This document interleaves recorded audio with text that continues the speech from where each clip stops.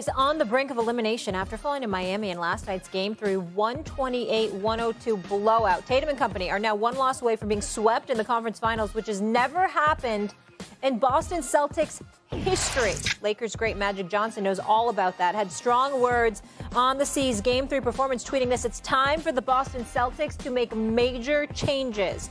In my 44 years of being associated with the NBA, I never thought I'd see a Boston Celtics team with a franchise with 17 championships quit. I know Celtics fans all over the world must be disgusted and devastated. The Miami Heat blew them out 128-102 in Game 3. We have a friend. Hey, Swaggo. How we doing? Hey, y'all. Good to see you. I like the frame. What's going on, big boy? Good to see y'all. What's going on, big boy? What's happening, brother? What's up, Oh, man? I'm just glad I I get a chance to. I'm glad I get on and talk the NBA, man. Well, first of all, I know you know your basketball. You Hey, acknowledging that I like the NBA. Well, first of all, I'm a fair-minded man. I talk football, and we both know I ain't play a damn lick of football. You understand what I'm saying? So the least I can do is invite you to talk some basketball, right? You know, but by the way, you see this smile on my face, and you know why it's there, Swagoo. You just alluded to it. I know why. I know why. Yeah. Ocean Drive. Yeah. You're going to be on Ocean Drive. Biscayne Bay, you know. Biscayne Bay. All of that. Let's not forget that. It's all that. The white I got my cigar. I got my cigars ready. I got my cigars ready, and I don't even smoke. Perk wants to join this party, too. Let's just make it a full party. We're getting ready for South Beach, Stephen A. There you go. There you go. There he is. There you go. He is. All right. It's a By good the way, family reunion, but we are at work, people. I want America to know that the reason why you see me on the end instead of in between Perk and Swag is because you wouldn't see me if that was the case. Good one. Good one. Do you guys want to debate, or we want to just keep hanging out? Get your weight up. Get your weight up, Stephen. Molly Swagoo, it is little man season. You know what I'm saying? It's getting warm outside. You got a couple months. It's their time. You got a couple it's months. Time. Oh, my gosh. All right. Perk, I want to start with you here. Talk to me about this. Do you think Tatum and Brown have hit their ceiling together? Hell yeah, they have. And I said it 2 years ago, and they made a finals run, and everybody was harping on me. But it's time right now. It's time to break up the duo. And I'm saying it with the utmost confidence. When you have been to multiple conference finals, when you have reached the NBA finals, and you see that the way that they play, they don't complement each other well. And to be honest with you, I ain't saying they have to be best friends, but it's alarming to me when I watch and I look across the internet and I see guys working out throughout the summertime, and I have never seen Jason Tatum and Jaylen Brown link up one time. One time. You better preach. And so all good things have to come to an end. And if I'm the Celtics, after this series, because I believe that the Miami Heat is going to close this out in Game 4, I have to reevaluate some things. And I'm sorry, although we love Jaylen Brown, and I think he's one of the most underrated players in the game today, it is time to break up the duo. And I told Stephen A. this before I came on the show. If I'm the Celtics, I would actually look into a sign and trade for Damian Lillard. Who says no? Do Portland says no? Hell no. Do the Celtics say no? Hell no. It's time for change. It's time for something different. It's time to break these two guys up. Let them guys go on about their ways. They had a great run. You know, I'm glad that you guys invited me on First Take today. And I wholeheartedly agree with my big little bro, K. Perk. All right, and here's, like, let me give a little history before I tell you why they need to be broken up. Do we remember the names of Kevin Durant, James Harden, and Russell Westbrook? All of them at a time where a lot of people knew that they would be number one options for any NBA team that they played on. Jaylen Brown is in the shadow of Jason Tatum. Like, let's call it what it is. I know you have to have a lot of talent, and I know you have to have two star players at minimum if you're going to have a chance to make a run at an NBA championship. I love the fact that you said Damian Lillard, Big Perk, because that's another superstar. that is a guard, that is a scorer, but also is a guy that can help facilitate an offense and free up things. Jason Tatum and Jaylen Brown are two really good basketball players. Jaylen Brown is a number one option on some teams in this league, and you can't convince me otherwise. It is more about them butting heads when things get tight as opposed to complimenting each other when things get tight.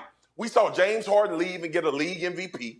We saw Russell Westbrook leave and get a league MVP. And we see KD go to another franchise, obviously in Golden State, and win championships coupled with superstars. But we knew KD was the number one option on any team that he played with. I think the same thing is going on in Boston. And another underrated fact, because I hear you guys talk about the coaching. Ime Udoka somehow figured out a way to help these guys figure it out. Lineup change. I don't know why Robert Williams isn't playing in this series. It blows my mind that Bam is doing what he's doing and Robert Williams is not getting a lot of time. But on the subject that we own, it's time for Jaylen Brown to leave and become a number one option. It's too much button heads with him and Jason Tatum right now. Fellas. First of all, Big Perk, you're absolutely right in terms of what they should consider as it pertains to Damian Lillard, because that brother is not just a superstar, he's a closer, okay? That's number one. Number two, Swag, no disagreement with what you're saying either. All I'm going to say to y'all is that I still think y'all are missing the point here, even though you're not wrong. The reality of the situation is we weren't saying this when Ime Udoka was there. That's not what we said. When he was there, we were saying they're coming. If they don't get it that year, they're going to get it this year. The narrative changed when the Boston Celtics decided to make a change.